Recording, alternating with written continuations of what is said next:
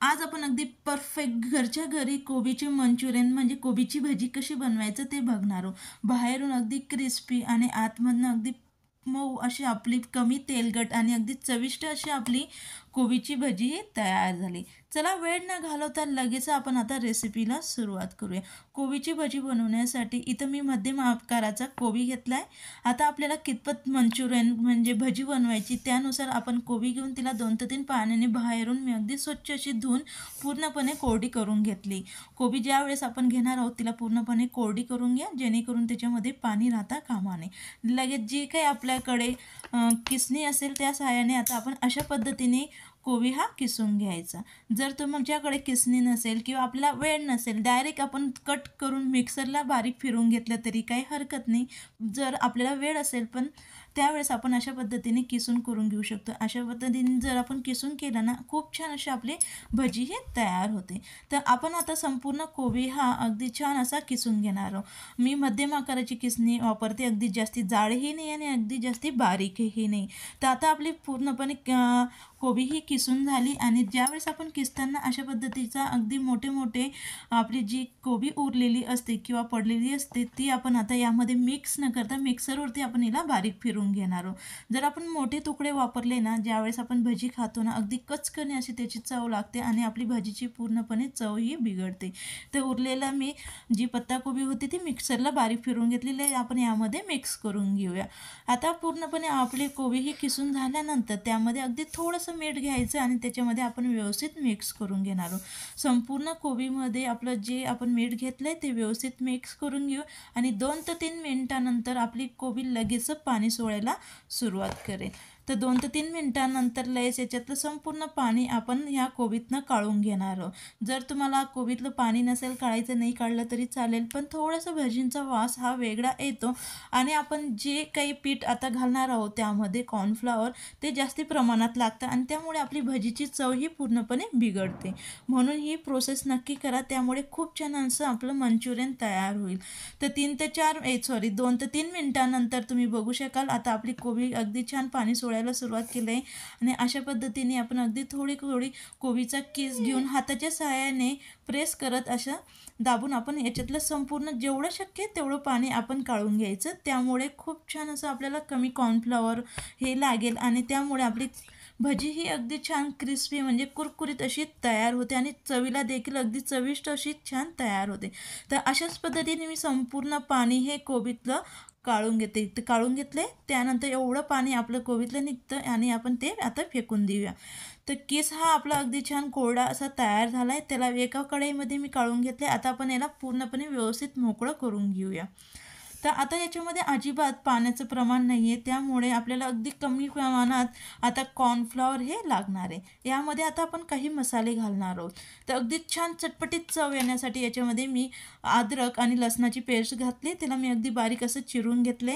लगेच soya sauce, red chilli sauce, आता आपल्याला कुठले सॉस आवडतात त्यानुसार आपण घालून घेऊ शकतो. त्यानंतर टोमॅटो सॉस मी सगळेही सॉस फक्त 1.5 चमचे हे वापरले आणि अगदी छान कलर येण्यासाठी इथं मी लाल कलरचा फ्रूट कलर वापरला आहे. जर आपल्याला फ्रूट कलर हा वापरायचा नसेल, स्किप केलं तरी काही हरकत नाही.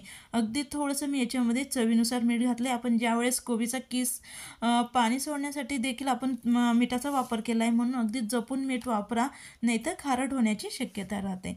तर आता संपूर्ण इन्ग्रेडियंट्स आपण व्यवस्थित मिक्स करून घेऊया. हे अगदी छान आता व्यवस्थित मिक्स करून घेऊ. त्यामुळे संपूर्ण कोबीला आपले संपूर्ण हे जे काही मसाले आपण घातले, सॉस घातले, हे व्यवस्थित त्याला लागेल.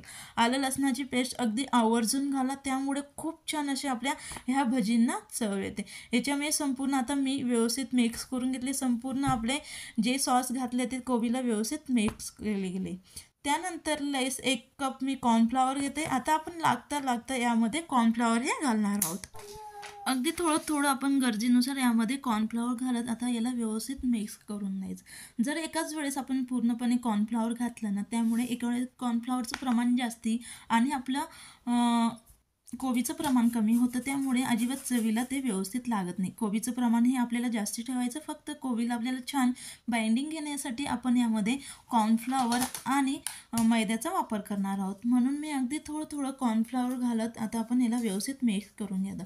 कमीत कमी आपल्या 2.5 ते 3 कप आपला बारीक किसून घेतलेला कोबीचा किस होता, त्यासाठी बरोबर मी इथं 1 कप कॉर्नफ्लॉवर वापरलं आहे. आता लगेच आपण याच्यामध्ये 2 ते 3 चमचे छान आपल्या आता ह्या पिठाला बाइंडिंग येण्यासाठी मी यामध्ये मैद्याचा वापर करते. मैदा हा घातल्यानंतर याला व्यवस्थित आता आपण मिक्स करून घेऊया. हे देखील आपण आता व्यवस्थित मिक्स करून आता याची कणिकी मळून घेणार आहोत. जर आपल्याकडे कॉर्नफ्लॉवर किंवा मैदा नसेल तर यावेळेस आपण आपल्याकडे नेहमीचं रेग्युलर जे पोहे असतं ते मिक्सरला अगदी बारीक फिरून चाळून ते आपण पोहेचं पीठ वापरलं तरी काही हरकत नाही. त्यामुळे देखील अगदी छान अशी आपली मंचुरियनची भजीही तयार होते. जर मी देखील तुम्हाला अगदी लवकरात लवकर तो व्हिडिओ अपलोड करण्याचा प्रयत्न करणार आहे. त्यामुळे अगदी छान आपली हेल्दी आणि अगदी परफेक्ट ती भजीही तयार होते. तर अशा पद्धतीने आपलं कणिक हे अगदी परफेक्ट तयार झालं. अगदी जास्त सैलसरही नाही, घट्टसरही नाही, अगदी परफेक्ट कणिक तयार आहे. लगेच आपण त्याच्या भज्या करायला घेऊया. त्यासाठी मी साईडला गॅसवरती तेल हे मंद गॅसवरती गरम करून घेतले. आता आपण अगदी जास्तीही गरम तेल केलेलं नाही, अगदी मिडियम फ्लेमवरती आपण तेल हे गरम करून घेतले. त्यानंतर लगेच आपण आता मंद गॅसवरती भज्या ह्या तळून घेणार आहोत. आता मी आकार न देता अगदी डायरेक्ट त्याचे गोळे उचलून आता भजी ही तळून घेते. अशा पद्धतीने जर आपण भजी करून घेतली ना, खूप छान क्रिस्पी आणि आतमधनं अगदी परफेक्ट मऊ अशी आपली भजी ही तयार होते. आणि आपण जर गोळा करून भजी ही तयार करून घेतो ना, आतमधनं ती व्यवस्थित तळून होत नाही आणि त्यामुळे ती लवकर मऊ पडते. अशाच पद्धतीने तुम्ही देखील भजी ह्या तयार करून घ्या. त्यामुळे आपली छान अशी क्रिस्पी भजी ही तयार होते. मंद गॅसवरती आपण छान कुरकुरीत होईपर्यंत ही भजी तळून घेणार आहोत. आणि जसजशी ही भजी आपली रूम टेम्परेचरला येते, आपण तेलातनं काढल्यानंतर तसतशी ती अगदी कुरकुरीत व्हायला सुरुवात होते. आपल्याला आता थोडी मऊ वाटत असेल ती काढताना, पण जशी ती रूम टेम्परेचरला आल्या तर त्यानंतर अगदी छान कुरकुरीत बराच वेळपर्यंत आपली ही भजी ही तशीच राहते. तर लगेच मी मंद गॅसवरती अगदी छान क्रिस्पी होईपर्यंत ही कमीत कमी 3 ते 4 मिनटापर्यंत तळून घेतली आणि अगदी परफेक्ट अशी आपली मंचुरियन भजी म्हणजे आपलं परफेक्ट कोबीची भजी ही तयार झाली. आता आपण लगेच हिला एका प्लेटमध्ये काढून घेऊ. अजिबात तेलकट न होता अगदी परफेक्ट क्रिस्पी अशी आपली छान चविष्ट भजी तयार आहे. अशाच पद्धतीने आपण आता संपूर्ण भजी हे काढून घेणार आहोत. अगदी सहज ते तयार होता. अजिबात आपलं भजी हे तयार नाही. तर बघू शकाल अगदी छान अशी आपली परफेक्ट तयार झाली आहे.